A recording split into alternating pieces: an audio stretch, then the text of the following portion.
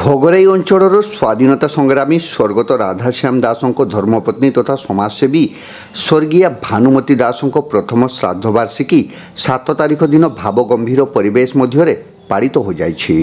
ପୂର୍ବାହ୍ନରେ ଦରଜୀ ପୋଖରୀ ବାସଭବନରେ ଗୀତାପାଠ ନାମଯଜ୍ଞ ଅନୁଷ୍ଠିତ ହୋଇଥିବା ବେଳେ ସନ୍ଧ୍ୟାରେ ସିଦ୍ଧି କଲ୍ୟାଣ ମଣ୍ଡପରେ ଭଜନ ସନ୍ଧ୍ୟା ଆୟୋଜିତ ହୋଇଥିଲା।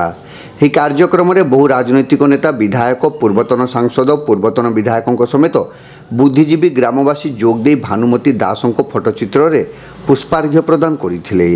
ପୂର୍ବତନ ମନ୍ତ୍ରୀ ପ୍ରଫୁଲ୍ଲ ସାମଲ, ପୂର୍ବତନ ମନ୍ତ୍ରୀ ରଘୁନାଥ ମହାନ୍ତି, ପୂର୍ବତନ ସାଂସଦ ରବୀନ୍ଦ୍ର କୁମାର ଜେନା, ବାଲେଶ୍ୱର ବିଧାୟକ ମାନସ କୁମାର ଦତ୍ତ, ସୋର ବିଧାୟକ ମାଧବ ଚନ୍ଦ୍ର ଧଳା, ବାଲେଶ୍ୱର ପୌର ଅଧ୍ୟକ୍ଷା ସବିତା ସାହୁ, ବାଲେଶ୍ୱର ବାର୍ ଆସୋସିଏସନର ପୂର୍ବତନ ସଭାପତି ମନୋଜ ନାୟକ, ରେମୁଣାର ପୂର୍ବତନ ବିଧାୟକ ସୁଧାଂଶୁ ଶେଖର ପରିଡ଼ା, ପ୍ରଫେସର ଶତ୍ରୁଘ୍ନ ମଲ୍ଲିକ, ଲେଖାଶ୍ରୀ ସାମନ୍ତ ସିଂହାର,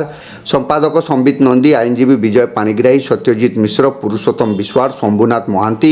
ନିରଞ୍ଜନ ପରିଡ଼ା, ବରିଷ୍ଠ ସାମ୍ବାଦିକ ରଞ୍ଜନ ବାଗ, ଆଇନଜୀବୀ ସାଇରୁଲ ହକ, କାଉନସିଲର ଶମ୍ଭୁ ସିଂ, ମହମ୍ମଦ ଇସଲାମ, ପ୍ରଜ୍ଞା ପାରମିତା ବିଶ୍ୱାଳ, କବି କାଳୀପଦ ପଣ୍ଡା, ଗୌରାଙ୍ଗ ପାଣିଗ୍ରାହୀ, ନୀଳଗିରିର ପୂର୍ବତନ ବିଧାୟକ ପ୍ରଦୀପ୍ତ ପଣ୍ଡା, ଶୁଭେନ୍ଦୁ ଦାସ ମଙ୍ଗରାଜ, ଆଲୋକ କୁମାର ସାହୁ, ଅବସରପ୍ରାପ୍ତ ଜିଲ୍ଲା ମୁଖ୍ୟ ଚିକିତ୍ସା ଅଧିକାରୀ ବନବିହାରୀ ଦାସ,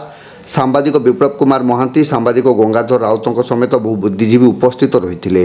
ସମସ୍ତ କାର୍ଯ୍ୟକ୍ରମରେ ପୁତ୍ର ତଥା ଆଇନଜୀବୀ ଭୁବନାନନ୍ଦ ଦାସ, ଆଇନଜୀବୀ ବିଚିତ୍ରାନନ୍ଦ ଦାସ ଏବଂ ପରିବାରର ସମସ୍ତ ସଦସ୍ୟ ଏବଂ ବନ୍ଧୁବର୍ଗ ଉପସ୍ଥିତ ରହି ସକ୍ରିୟ ସହଯୋଗ କରିଥିଲେ।